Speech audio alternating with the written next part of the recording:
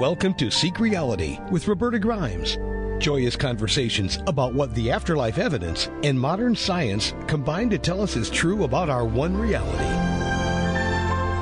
You have nothing to fear. You are eternal and you are perfectly loved. Knowing the truth changes everything. Now, here's Roberta. Welcome to Seek Reality. I'm Roberta Grimes, and I'm so glad you're with us today. My dear friends, please never forget that your mind is extremely powerful. I think this is likely to be humanity's next frontier, this realization that our minds are hugely powerful and are literally creating our lives as they happen. This amazing, legendary power of our minds is behind so many things, like we talk about the power of prayer, the New Age idea of the power of the secret, and quite literally, whatever you affirm with certainty in your life is likely to come true in some way. And that's why our praying and affirmations is so immensely powerful. I'll give you an example. In 2009, and I've said this before, I gave the rest of my life to God. I now know, of course, it was my guide Thomas who prompted me to do that. He thought it was his turn. And I had spent most of my life doing afterlife research. It was just time for me to start spreading the word. So I made the gift of my life to God by saying a pair of affirmations that I have now said every day for the past 12 years. I said, thank you for giving me work to do. Thank you for showing me how to do it. 2 simple affirmations. And of course, I always empower my affirmations with gratitude. Michele does it a different way, but I can't sing, so we'll let her tell about that. In my case, those 2 affirmations have worked amazingly well. Within 3 months, I was writing The Fun of Dying, and the rest is my history. I've been guided in doing this glorious work ever since, on God's terms, not on my own. So our minds have a lot of power. We have abundant evidence now that our minds are capable of what seems to be almost infinite power. And using affirmations is the most efficient way to awaken your use of the power of your own mind. Of course, we also know that the reason we're now on Earth is so we can learn to raise our personal consciousness vibrations away from fear and toward ever more perfect love. And we have learned, and we've talked on this program about the fact that the quickest way for Westerners to do that is by taking the teachings of Jesus seriously, which no Christian, of course, ever does. Then we can go, if we take those teachings seriously, we can go a good part of the way in only months. But there are other teachings based in other religious traditions that also seem to work quite well, and I want you to know what's available to you. So our guest today is a twofer. Michele Blood is the author of a neat little handbook called The Magic of Affirmation Power, and she's been an expert both in the use of affirmations and in the use of a set of Hindu teachings to elevate human consciousness. Michele Blood uses her musivation products and seminars to help people worldwide. Her mystical success events have been held in more than 16 countries, and she's had some big audiences for them all over the world. After many years of meditation, she managed to awaken her Kundalini, and we're going to talk about what that means, and she transformed her consciousness. Michele, welcome. I'm so glad you're with us today. Thank you, Roberta. Lovely to be here with you. I love hearing your story as well. I think what's wonderful is our stories are different, but in essence, they're all the same. Awakening is awakening, however you do it, and there are so many ways to do that. But I'm excited to share your story. People who listen here like to know who our guests are, and this is your first time with us. I'd like you to tell something of how you got started in this, because basically affirmations saved you. Can you tell us that story just briefly? I'll attempt to do it briefly. It's a very, very unique story. I was a rock singer in Australia, but I've been a professional singer on TV since I was a little girl, 5 years of age, singing on this children's program. And then I went through so many different rock bands until I found this amazing one. And we'd been touring for about 7 years, and we worked with the Pretenders. I mean, you name it. I can name drop all the different bands that we toured with. Wow. And we had thousands of people coming to our events. We got our record contract. We did our videos. So my life was, as far as I was concerned, even though it's a tough life, being on the road as the lead singer, one of the main songwriters, the manager of the band, having to get the road crew and the guys on time, and all those miles and miles in between. Australia is such a huge country. It's as big as the US, but back then only 16 million people. So the cities are far between. Anyway, so I wasn't looking at anything else in my life. I was just absolutely so focused and so disciplined and loved what I did, even though it was really, really hard traveling and all the work we had to do. Getting there on stage every night, it was worth it, you know, because I was doing what I was born to do. And so on our way home from a very, very long drive, the truck driver fell asleep, and I was actually the passenger at that time. And I was trying to stay awake, but it was a really, really cold night. We'd have already been driving for about 12 hours, and the heater was on, and I guess he just fell asleep. So we went into a telephone pole. Oh, my Lord. The equipment sort of crushed my body really. I won't say too much in case I don't want anyone to lose their lunch, dinner, or breakfast. I'm so sorry. How old were you when this happened? I was 26. Oh, and you were so young. Oh, it's in her book, and I think when you read it, you'll feel the way I feel, which is, oh, my dear, I'm so sorry that happened to you, but it was the start of some wonderful things. Tell us that story. Well, then what happened was I was in the hospital, and it was the greatest thing that ever happened to me, because sorry? I'm just, it's amazing. So often that is true, that the worst thing is the best thing. That's why I want you to tell this. It really is an uplifting story. Yeah, it's unique, at least, that's for sure. Yeah. So I had the first operation was 17 and a half hours. They didn't think I'd get through that one, but I did. But the pain and everything was just so incredible. And emotional pain is nothing. People say, oh, emotional pain can be just as bad as physical pain. Physical agony trumps emotional pain any day. But anyway, I just couldn't believe what I was going to do with my life if I couldn't walk properly again, you know. And so let alone get through the next 3 operations because of all the broken bone that was in the bladder, all the operations they had to do. And so everyone, fans and friends, was sending me all of these tapes because I couldn't read, because I couldn't move. I was flat on a flat board back, you know, because of the broken spine and stuff. Anyway, and so I didn't want to hear any of it, because when you're in a lot of pain, the last thing you want to hear is someone being all chirpy and positive. And I'd never heard about any of these people. I'd never heard of them, you know.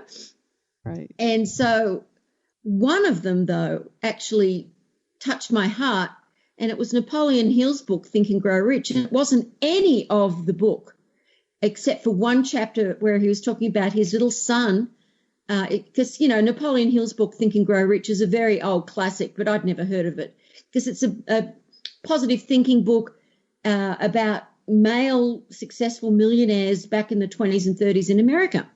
And so I didn't care about any of their stories. But when he talked about his little son who was born deaf, and he went into his little baby son's, infant son's room every night and whispered these beautiful affirmations, which he called autosuggestion. You are well, you can hear perfectly, you're so healthy, everybody loves you, you love people, you're strong. You can, you know, he'd just do this every night for at least 2 hours to his little infant. Goodness. His little boy ended up going to hearing and normal hearing school with 30% hearing, went on to become a very successful, very, very rich entrepreneur in the hearing aid industry. And so I thought, I'm going to try these affirmations. I've never heard of this before. And so, because I'd always used my willpower and I'd always made things happen, I didn't know what manifesting was or any of those terminologies. I just knew I could always do whatever I wanted to do. I had that strong mind and discipline. Anyway, and so I thought, okay, well, I'm going to do this. I'm going to make it happen. They say, you know, he said, you've got to emotionalize the affirmation, otherwise. And this is back in the 30s when we didn't have neuroscientists understanding the brain, short-term memory, long-term memory. So he was just going on his study of very successful people and how they'd used their mindset. And so it really blew me away that you just have to do an affirmation. You just have to do something about what you want as if you've already got it and emotionalize it. So I said, I am healed, but I wasn't. So I thought, that's perfect. That's the perfect lie. That's what I want to have. And I'm definitely not healed. And the doctors say I'll never walk again properly. So I'll just say, I am healed. I know I am. I love myself. I am my friend. None of that was true either. I felt miserable, didn't love myself at all. And so, he said sort of add something spiritual. So I put, as the healing light of the universe surrounds me and runs through me, I know that I am healed.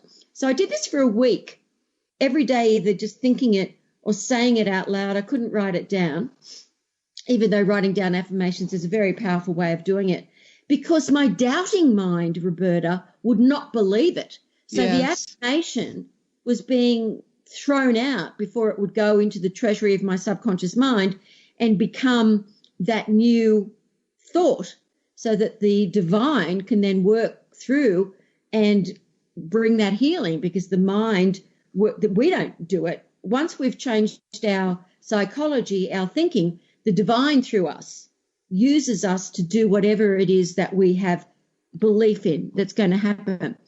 So about a week later, after giving up completely on these affirmations, I thought, oh, they're rubbish, doesn't work. You've got to, how am I going to emotionalize it? Oh my God, I had an epiphany. I'm a singer-songwriter. You can't get a song or a jingle out of your head, because to say an affirmation over and over again, if the doubting mind has an opportunity to go in, well, then what happens is it's never going to come to fruition, the affirmation. You have to really, really, really do it every day and have a lot of discipline. And most people don't. If they're not feeling good, they just give up. But I sang it. I am healed, I know I am. I love myself, I am my friend. My voice is not warmed up today, so forgive that. But, but you actually can sing. I won't sing. I will bless everybody by not singing. But the thing is, that affirmation song, I sang it onto my little recorder that I always had with me in case I had a songwriting idea. I could sing it immediately so I wouldn't lose it. You know, short-term memory, long-term memory, same thing. And I went on to have such miraculous healing. I went into the studio and recorded with a few of my musician friends tons of affirmations for me and my band to use, never thinking they would ever, because, I mean, it's not a structured song. I mean, it sort of is, but it's mainly just repeating this, you know, a chorus, then another chorus, then another chorus of different affirmations. And but beautifully recorded with, you know, great musicians. And I did all the writing of the affirmations, and my friend John Beatty helped. But that was just for us. But journalists found out, because I'm a singer over there, my miraculous healing, because people had found out about my car accident. And I was on a similar show to 60 Minutes in Australia, and all of these magazines started interviewing me. And I thought, well, it's good PR for the band, so I'll do it. But then these promoters who were promoting Deepak Chopra, Wayne Dyer, Bob Proctor, Louise Hay, Tony Alessandra, Jim Cathcart, Stuart Wilde, who I'd never heard of any of them. Yes.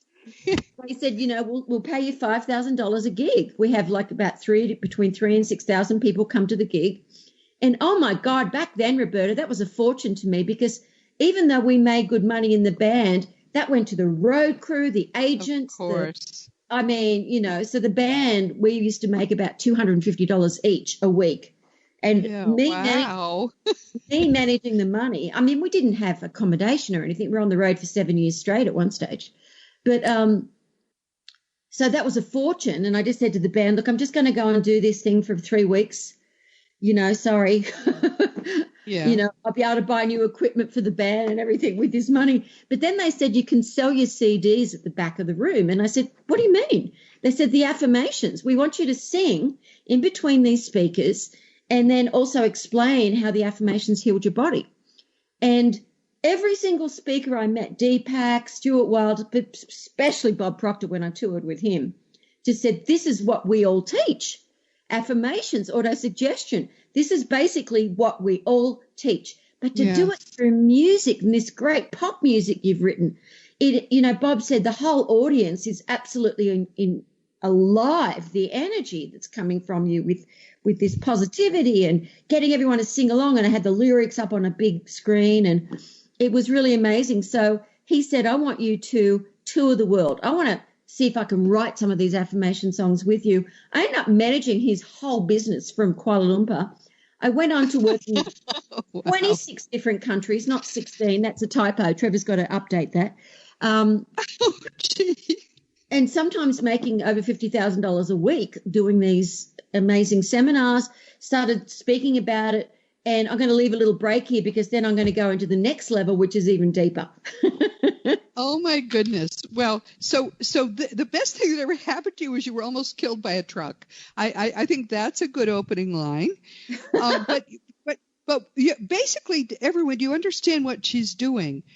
When I use gratitude, that empowers my affirmations. When she uses music, the energy of that empowers her affirmations. Much more powerful than you're just sitting there saying, I am rich now, which is an affirmation, but it's not empowered.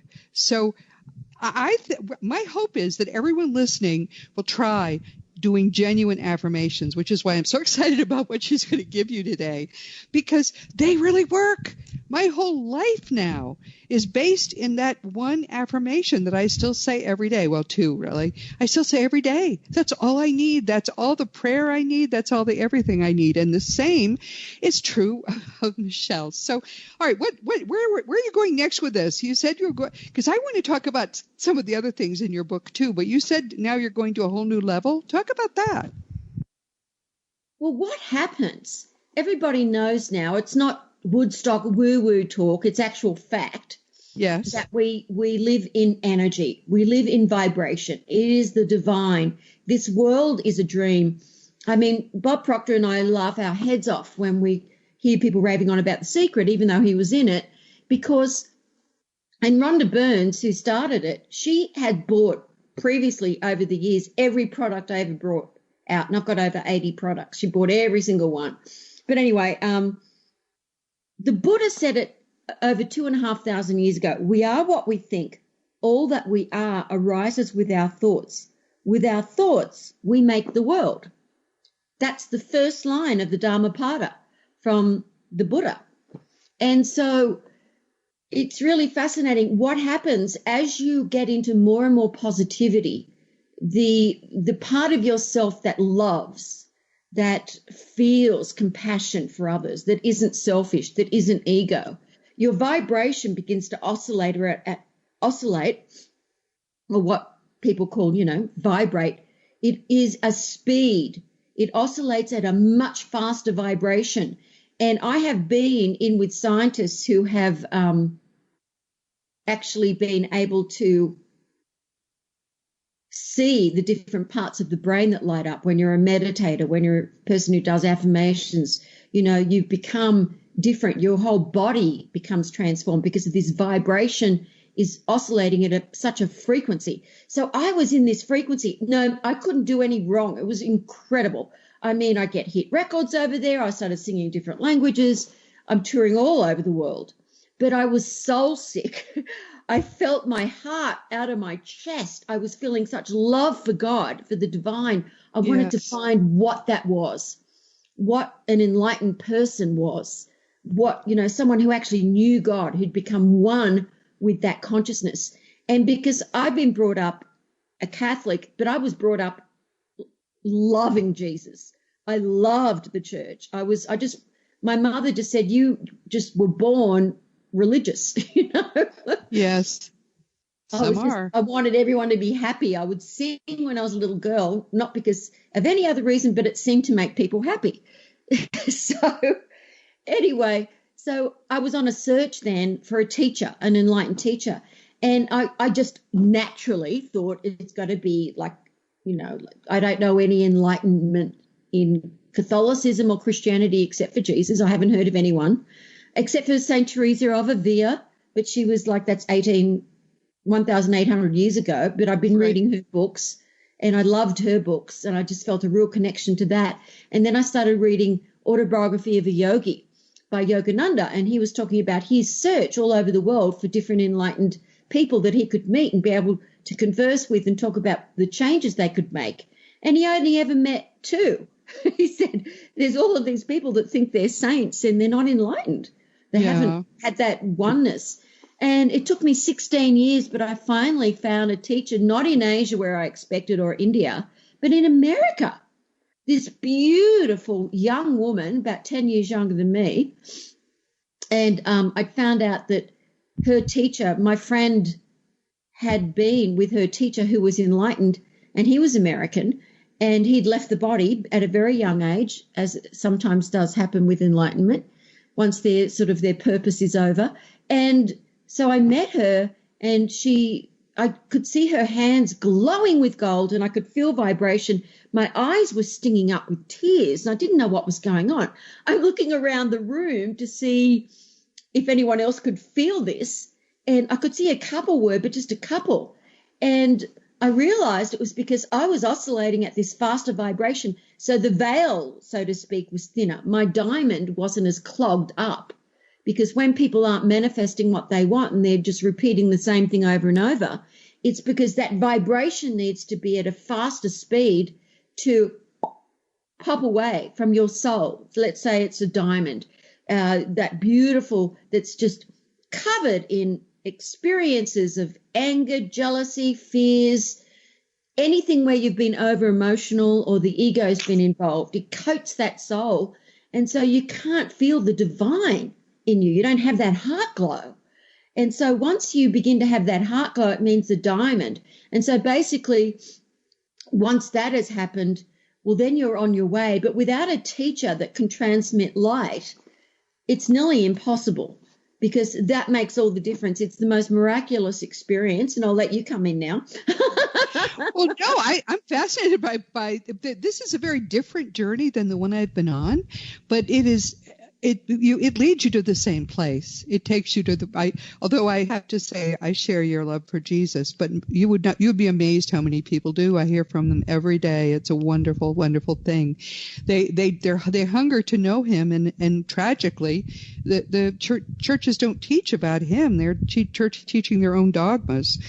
But anyway, I want to make sure we talk about what it is to awaken your Kundalini, because I've heard other people say it, and they'd say it as if I should know what they're talking about. And I have just not studied. I guess it's Hinduism that comes from. It comes from all the ancient religions from thousands of years, from Buddha to Babaji. Jesus was taught Kriya Yoga and meditation through Babaji when he went to the Himalayas. That's where he went when he couldn't be found. He was studying with this great avatar, this enlightened teacher who is still on the planet as Jesus is, because they've decided to wait till everyone awakens, till the suffering has gone. And it's a beautiful experience to have a connection with these beautiful souls. Anyway, the Kundalini, this is for every single soul on the planet. It's not a religious thing. This is just a fact.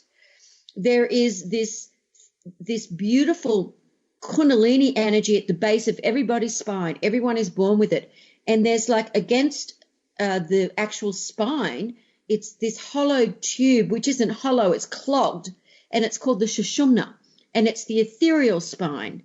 And we've got all of these chakras and meridians in our body that are all blocked. And the Sushumna has to be cleared for those chakras to be activated. No one can activate your chakra. No one can do it. People say, oh, your chakra's blocked, I'll help you. No, it's not. Everybody's chakras are absolutely clogged. They are not activated. Okay, Michele, what is a chakra? Please explain that to people, because they're saying, what? Well, we haven't had anyone who knows these things before. Oh, you can feel them when they happen. When people start having a feeling like I did of heart glow, that's a very small activation of the heart chakra. The chakras are they're doorways into the divine dimensions, heaven dimensions, different beautiful dimensions, which I've been to many, many times every week since my awakening. And this world is just a dream. Once you actually see what it is, the colors, the light, the oscillation, I mean, the beauty of people, you can see people. So those chakras have to be activated. Many people begin to practice meditation, which is a beautiful thing, but they don't know how to breathe properly. They start focusing on, if they're doing chakra meditation, on lower chakras, which you don't want. You totally start focusing, first of all, on the heart chakra. So the middle of your chest is where, not where the heart actually is, but the middle of your chest. People think the heart chakra is there, but it's actually the chakra. The chakras are along the sushumna, along the base of the spine, along the spine. And that's why the Kundalini has to be, the Kundalini is like scrubbing. It's like vibrating divine element, a little tiny, much smaller than anything that the scientists have ever found, but I've seen it, like a golden blue. It's hard to explain. It's impossible to actually, but it scrubs clean up the sushumna to help activate. So when an enlightened teacher transmits light to you, what they're doing is they are connecting with your divine presence, because it's the same divine presence in every single person. It is omnipresent, but people think they're all individuals, but they're not. No, that's true. Yeah. And so when that energy, that Shakti which is the Kundalini, but when it's transmitted through, the person is, once they're enlightened, they are used by the divine with their intention, with their prayers for someone. And that then helps sort of activate the Kundalini at the bottom, because you feel it. Like all my students immediately start feeling it through the top of their head. They start vibrating and feeling like it's, something going on there. and it sort of entices the Kundalini to come up. It's an incredible experience. So once all of those chakras are clear, the crown chakra is sort of not part of the spine, obviously. It couldn't be. So it has to sort of make a jump. And so people continue to have these Kundalini experiences, which is a rush of the Kundalini coming up and down the spine, and they start feeling like they're enlightened, but they're not yet. That's just a Kundalini experience. Once the Kundalini has jumped to the crown chakra, and that doesn't happen until you have been through what I call the Stargate. When you meditate, some people start seeing little flashes of light once they've been able to stop their thought. In their head, they get like a flash of light. The saints used to talk about it. They used to talk about how even in the Bible, about like there's a bird in their chest. They can feel fluttering. That's the heart chakra beginning to be activated. Some people, when it's beginning to be activated, they feel like they've got something wrong with their heart. They feel like their heart is beating too fast. They go to doctors and they go, no, your heartbeat's totally normal. Like, in fact, it's really very healthy, Yeah. It's this vibration on your ethereal body, and it's absolutely the most incredible experience. And eventually what happened with me after a few years of going through the Stargate and continuously, really dedicating myself to studying with this teacher, I made myself become a beginner mind, because I've been teaching meditation, metaphysics, affirmations, prayer for years before I met her, because I was so into it. I loved it. I loved to pray every day and to meditate. But I realized I had to have a beginner's mind, because this was a person who was actually fully enlightened. So Michele, now the only way to do this is with meditation. Is that what you're telling us? Oh, yeah, absolutely. Like Jesus taught, like every saint, every enlightened one has ever taught, because your thought has to stop, because the divine doesn't live in the mind at all. The divine, that's true. The divine can work on your divine presence when you become clearer and clearer, and you've got more and more positivity, can start working. The divine can start working, and you can be a conduit for good things to begin to happen, as long as you're not attached, as long as there's not any ego about it, because God doesn't live in the past or in the future. The divine wisdom, there's divine love and divine wisdom. They are the two greatest things for people to understand. That divine love is omnipresent, and that divine wisdom is omniscient. Now, when we say omniscient, that is all the wisdom that's ever known or will be known. It is the creator. It is the creator that wishes to co-create with us, through us, and we have to become a clear vessel. And the mind has to be still. It seems like an impossible thing to do, to stop thought, because, so many people have said to me, Roberta, now that I've started meditating, Michele, I've got more thoughts than I've ever had. And I said, oh, fantastic. Why? That means you are at last aware of how many thoughts you have that you were unconsciously aware of before. Your mind always working. The senses. I smell something. You go down a rabbit hole. You see a car. You see, someone's talking about eating a banana and the thought starts going on. People are continuously going through their subconscious mind. It's like this supercomputer that brings up all of these thoughts the minute anyone says anything that it can relate to. If someone talks about a Toyota and you've owned a Toyota, the person immediately wants to say, oh, I owned a Toyota, because it's all about me with everybody. And they don't mean to be like that. It's just people don't know how to communicate through vibration anymore. They do it through attempting to have what people call conversation, but it's small talk. We don't need to share everything about ourselves. Our job on this planet is to help relieve suffering. And this is what I now teach as an enlightened teacher. My teacher stopped teaching. She was very glad when I started teaching. And I've got students in over 30 countries now. Some of them don't even speak English, but they get the vibration. They end up translating what I say so that they can understand, because they can feel what it is.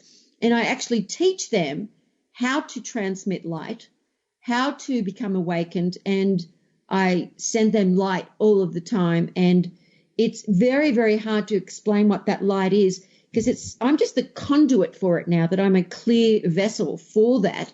But my intention and all of my experience from this particular lifetime has all been there as a singer and a songwriter and someone who's on stage, to be able to teach and entertain and make God and the divine fun, a fun experience, a beautiful experience, instead of people being so serious about God, when that's just the opposite of what we should be, because it's love, it's compassion, it's wisdom, it's strength, it's power, it's focus. It's the creator. And it's beautiful. And everyone has that within them.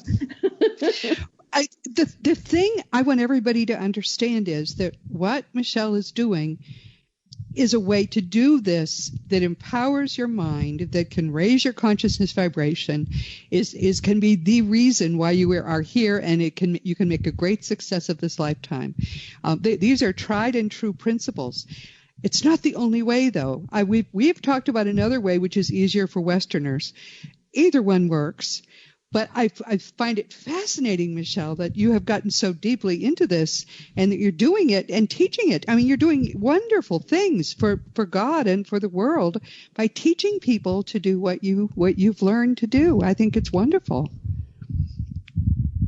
Yeah, it's there's nothing else.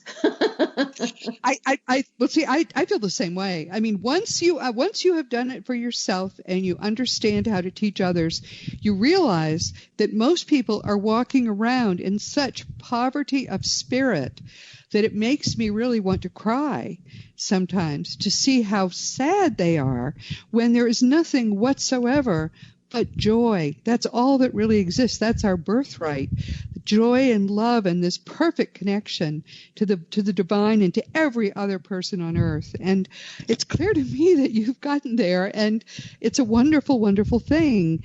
But tell us what now your gift is, because you have a really fabulous gift to give to people.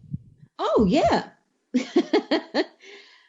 My first book I wrote, Affirmation Power, Bob Proctor and I were in Kuala Lumpur, and he said, you should, write a book about these affirmations. And I said, I can't even type.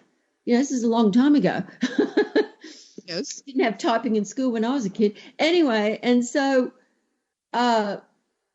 he was gone for a month, back to Toronto with his wife, Linda, came back a month later, and I had the book already written, printed, done.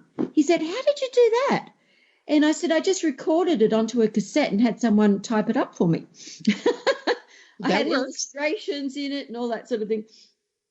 And he loved it. He loved it. I've written tons of books since then. But about a year and a half ago, my students who fly in before the lockdown, who fly in from all over the world at least twice a year to come to an event with me, I gave away this book. I wasn't going to sell it anymore. It was like I'd done it as a big blue book with affirmations and cartoon characters, and it was really fun. And they all said to me, this is amazing. We didn't really know the entire story about this. We like these affirmations. We like the music. We've always loved your music, but we didn't know the whole story. So they said, re-release it. So I decided to re-release it. But as I was doing it, I realized there was a lot of things missing because that was 30 years ago, how I could do it now. And so I rewrote it and re-released it just last year. And so everyone is going to get The Magic of Affirmation Power, this book. And in it are a lot of links to a lot of my favorite products that I've done with, some of them with Bob Proctor, who I love. He's an amazing man. And a lot of my favorite affirmation songs, because you don't have to sing along to the songs. All you have to do is listen. You can't get them out of your head. And that's where you want these positive affirmations to be, into your subconscious mind. Just listen to them. Just listen. You have an entire brain experience. The lyrics go into the left side, the logical, the melody and the music, the right side, and that's why it goes straight into your subconscious mind. This is why kids learn their ABCs through singing them. A, B, C, D, E, F, G. Sounds familiar? Right. Now, everyone, this is really an amazing gift. I think this book is terrific. I'm not talking about meditation. I'm not talking about Kundalinis. I'm talking about the fact that you can empower your mind through affirmations. I still want to put gratitude in them, but it's just a beautiful thing. This book is a terrific thing for beginners. Yes, ma'am. Roberta, we've got to really emphasize this. With all of my students, I say to them, your entire life can change in a week. If you just write down every night before you go to sleep at least 6 things you're thankful for and 6 people that you're thankful for in your life, every night of your life. Absolutely. I still do it. I've got books, diaries filled with my gratitude lists. I teach it too. Beautiful. It empowers everything in your life to do that. But the point is, what Michele is teaching in that book, and with the many links to all the other things she's willing to give you, all of this is free. What she's teaching you is how to begin on this whole new track toward empowering your mind to empower your life. And it's not hard, and it's even if you're a serious, very, very devout Christian, there's nothing in this that is in any way negative. This is how to begin a whole new way of life that will allow you to be successful, empower you to be the kind of person you want to be, and you've just not known how to begin. This is how you begin. So I'm very grateful that you're giving this away. Everyone, just go to micheleblood.com/Seek Reality, and it'll be in the notes to this program as well, so that you'll be able to find it. And as I say, the price is right. Try it, because in my life, nothing has been more helpful to my growing spiritually than learning to do affirmations. And the ones I do don't get music because I can't sing. But even if you can't sing, you can hear Michele sing. You can get the kinds of affirmations that will empower you to really become all that you want to be and all that you can be. So I think you're wonderful to give that away. It's worth quite a lot of money, I would think. Yeah, nearly $200, I think, for all of the products that we're giving away. But I just wanted to share something, Roberta. I've got beautiful affirmation songs for children called Self-Esteem, I Can Do It for Kids. Wow. And I've done all these little voiceover baby animals, and they talk about where they are from in the world, how they're different things that they eat, and if they're endangered, why, in their own little voices, like pandas, frogs, all these different things. And then I get the little baby animal, which is me doing a voice, pretend voice, to sing along. Why does that not surprise me? Right. Yeah, Dr. Chakra asked me to do this, and I did it. And he said my Bengal baby tiger is a better Indian accent than his. Isn't that funny? Oh, my word. That's wonderful. So this is a gift for you. Just go to that link, which will be in the program notes, and try it out. But I love this book. It's easy, it's short, and it's things, of course, I know these things, but I think you teach them better than I have. And I'm delighted that you're giving the opportunity to listeners to have this book and learn from it. It's terrific. Yeah, and I just feel that as you get into more and more positivity, your love for the divine in whatever form that is for you. Jesus, a great Mahasiddha, a great enlightened one that, gosh, I mean, he was having a bad day and that turned out to be pretty good for the world to know about it. I mean, anything that happens that we look at in the world, I mean, look what's happened with COVID. All the animals are starting to co-create again. Nature's coming back. The air is thin. Every time there's something that looks disastrous in this world, the divine always makes sure that it ends up being good, because the divine doesn't work in the ego or the Maya, the collective consciousness of this planet. The divine is the divine, and there is no judgment. There's no big guy in the clouds with a beard saying, oh, you bad person. Yeah, I want everybody to get rid of all the dogma that you've been taught over the years. If you want to learn about Jesus, sometimes the best way to learn about really the love of Jesus is to go to the Christian mystics like St. Teresa of Avila, St. John of the Cross, St. Augustine. I mean, there's so many beautiful saints, beings that knew Jesus. I mean, St. Avila, she had conversations with him all the time. Yes. You know? Yogananda did. Yogananda, he's Hindu, but there's no religion in enlightenment. There's just enlightenment, and there's the divine. Right. And actually, religions are becoming enlightened, because many of them are based in fear. And that's a problem which we can overcome once we understand what the problem is. But I think you're doing a wonderful job. You are really doing God's work. I'm so glad you're teaching all these things. I'm so sorry we've come to the end of our time. We could do this for another hour probably very easily. But thank you so much for being here. Thank you for the gift. And thank you for it's wonderful to know that there is someone else who really is giving her life to trying to help people to gain the kind of enlightenment that can let this be their last lifetime. I mean, a lot of people say, how do I do it? Well, you're teaching a very good way to do it. So bless you, dear. Consider yourself hugged. We can hug you. Thank you so much. I've loved being with you. It's wonderful to have someone who also has, this connection, this, giving your life to God. I mean, your life is God's life. It's possible for everybody. Please understand, everyone, it's possible if you want to do it for you to do the same thing.